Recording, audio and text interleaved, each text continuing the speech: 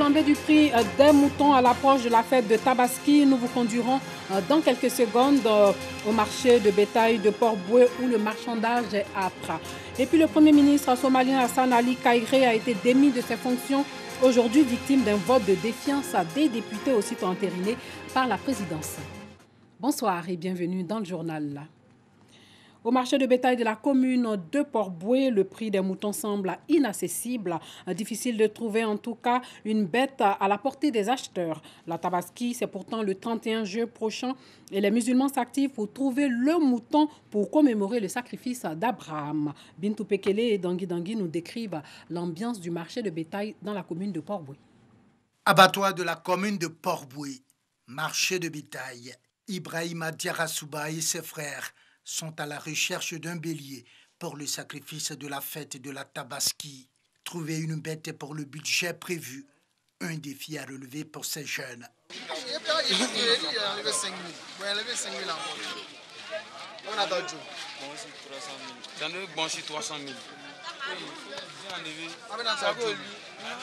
C'est un peu cher, on demande les prix, on nous dit les prix de 300 et quelques mille. Bon, c'est un peu cher quoi. À notre avis, ouais, bon, peut-être les prix au moins 150 000, 170 000.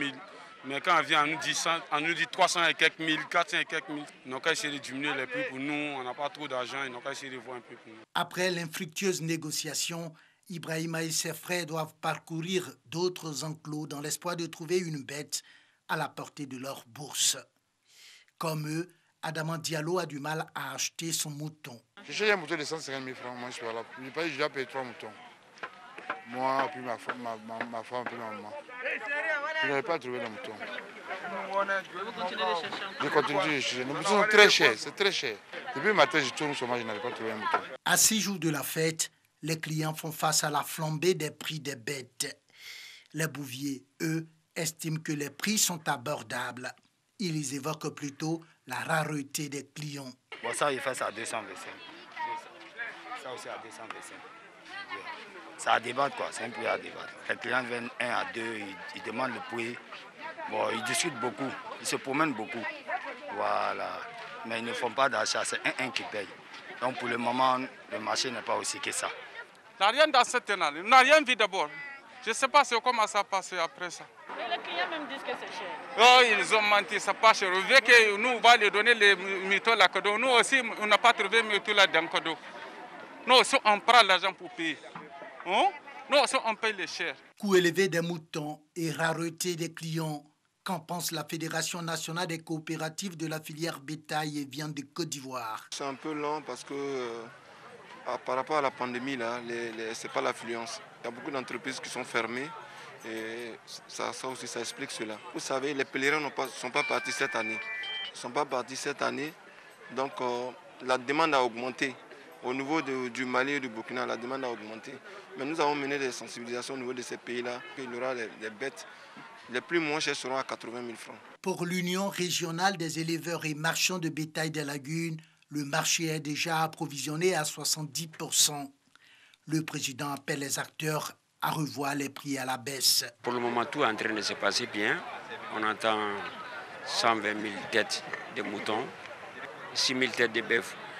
Donc, aujourd'hui, on peut dire qu'on est satisfait. On est en train de ravitailler le marché à 70%. La foire, c'est lundi 27. Et je pense que tout le monde peut acheter son mouton. L'appel que je lance aux opérateurs qui vendent leurs moutons, le prix est très cher, que ce n'est pas bon. Je demande à tous les acteurs pour vendre les moutons moins chers. La fête de la Tabaski ou l'Aïd el-Kébir, célébrée chaque année le 10e jour du dernier mois de l'année islamique, aura lieu le vendredi 31 juillet prochain. Sa célébration est marquée par l'immolation d'une bête commémorant le sacrifice d'Abraham. Une deuxième école de police inaugurée à Korogo par le ministre de la Sécurité de la Protection civile, Vagondo Diomandé. Baptisée école de police Amadou Gonkoulibaly, elle accueille lundi ses premiers pensionnaires, près de 1400. L'établissement ouvre sur un site provisoire qu'il partage avec le groupement d'intervention mobile en entendant la construction de ses propres bâtiments et installations sur un site de 15 hectares qui lui a été attribué à titre définitif à Kapélé, un village de la commune de Korogo. L'école de police Amadou Gonkoulibaly est placée sous le commandement du commissaire divisionnaire de police Touré Albert Kouakou, anciennement commandant de l'école de police d'Abidjan, présenté comme un homme d'expérience capable de relever tous les défis liés à son démarrage. Parlons environnement. Le bilan de l'opération de plantation de plus de 5 millions d'arbres en 2020 pour lutter contre la déforestation après la plantation en 2019 de plus d'1 million d'arbres dressés à Yamoussoukro. La cérémonie s'est déroulée en présence du ministre des Eaux et Forêts, Alain Richard Donvaï. La campagne démarrée le 1er juin dernier dans l'ensemble des 31 régions du pays en pleine saison des pluies a permis de planter plus de 5 millions d'arbres, soit 300 000 plants par jour selon le bilan officiel. L'opération veut alerter sur la déforestation qui a fait perdre au pays la quasi-totalité de ses forêts en une cinquantaine d'années. La Côte d'Ivoire, qui comptait 16 millions d'hectares de forêts dans les années 1960, a vu sa superficie fondre à 3 millions d'hectares selon les chiffres officiels. La nouvelle politique forestière ivoirienne vise donc à recouvrer 6 millions d'hectares en 2030, soit 20% du territoire national et un accroissement de 3 millions d'hectares de forêts. Le coronavirus continue de faire des victimes en Côte d'Ivoire. Une plateforme vient d'être mise en place pour mener la lutte en vue d'endiguer la maladie. Jean-Louis Bangbo. C'est en 2017 que la Direction générale des impôts a initié le système des dépôts des états financiers en ligne. Une initiative qui permet désormais aux contribuables de transmettre sans avoir à se déplacer toutes les informations financières liées à leurs entreprises au service des impôts. Un système qui vaut aujourd'hui son pesant d'or dans cette période de coronavirus où les déplacements sont réduits au strict nécessaire. La maladie à coronavirus ne nous bloque pas dans notre obligation et dans notre devoir de dépôt de production des états financiers et de dépôt de ces états financiers-là. Parce que même si je suis à Mama ou à Korogo, il suffit seulement d'avoir quoi? Un outil qui est l'ordinateur, une connexion à Internet et puis le jeu est fait. Cet expert comptable est un utilisateur de la plateforme e-impôt. Il se réjouit non seulement de la sécurité sanitaire, mais également du gain de temps que cette solution lui permet de réaliser. On n'a plus besoin de se déplacer, de batailler pour prendre les transports, aller se faire au niveau des services des impôts pour souscrire nos impôts, avec tout ce qu'on peut avoir là-bas comme des agréments et autres, on n'a plus besoin de ça. En attendant sa totale adoption par les contribuables, les services des impôts continuent de recevoir les dépôts des états financiers en version papier. Les contribuables sont quant à eux formés à l'utilisation de cette solution. Les contribuables prennent leur temps, alors que justement les délais arrivent très rapidement à échéance. En ce qui concerne l'exercice 2018, les contribuables ont jusqu'au 31 juillet pour effectuer leur dépôt. S'agissant de l'exercice 2019, les contribuables ont jusqu'au 30 septembre pour me satisfaire à cette obligation. Seulement une centaine de dépôts des états financiers effectués. 509 dépôts en ligne pour l'exercice 2018 contre des prévisions de 64 800. Une situation qui aurait pu être plus désastreuse avec la pandémie du coronavirus si cet outil n'existait pas. Sans que Télélias n'ait été conçu pour, on va dire, pour faire face au corona, mais Télélias vient à point nommé pour ce genre, n'est-ce pas, ce genre de risque. Voilà. Et donc, il s'agit de permettre aux contribuables de ne plus prendre de risques, n'est-ce pas, et de réduire les charges et même de préserver la santé. Les états financiers des contribuables transmis aux impôts permettent à cette administration d'élaborer tous les agrégats économiques du pays. Une mission qui s'ajoute à celle principale de la collecte des ressources financières pour les mettre au service du développement économique de la Côte d'Ivoire. L'UNESCO prépare un nouveau plan de conservation et de gestion de la ville historique. L'organisation a initié des consultations en collaboration avec le ministère de la Culture et de la Francophonie. Ce plan de gestion prend en compte les préoccupations des populations, bien entendu, vivant sur le site. L'idée, faire des propositions concrètes pour aider à la restauration de cette ville historique inscrite sur la liste du patrimoine mondial de l'UNESCO. Le reportage de Serge Colléa.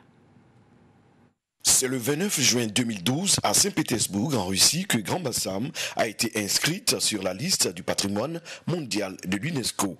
De 2012 à 2017, un plan de conservation et de gestion du site a été mis en place. Après 2017, beaucoup de vestiges et bâtiments ont connu une constante dégradation.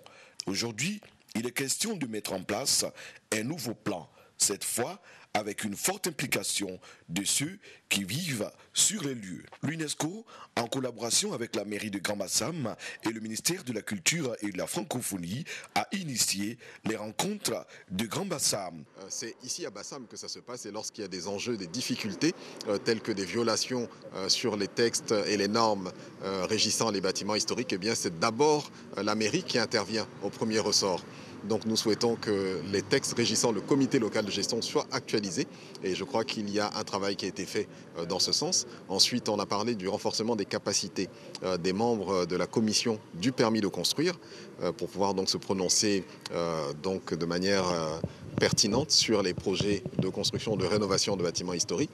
Des consultations avec toutes les parties prenantes de la ville historique de Grand Bassam, notamment les propriétaires privés, le comité local de gestion dirigé par le maire Jean-Louis Moulot, la commission de permis de construire, les ONG et associations. L'UNESCO demande que les décisions concernant les restaurations soient des décisions prises par cette commission des permis de construire. Et si on ne respecte pas, eh bien, c'est toute la ville qui va connaître un développement régressif et qui va conduire à terme à l'exclusion de notre ville historique sur la liste du patrimoine mondial. Ces rencontres avec les communautés et les acteurs locaux enrichiront le nouveau plan de conservation et de gestion qui sera validé à l'occasion d'un atelier prévu en septembre 2020. Le Rotaract District 9101 lance son programme d'activité 2020 en 2021. Aujourd'hui, plusieurs activités, notamment la formation, sont au cœur de ce programme d'activité du Rotaract. Dangui.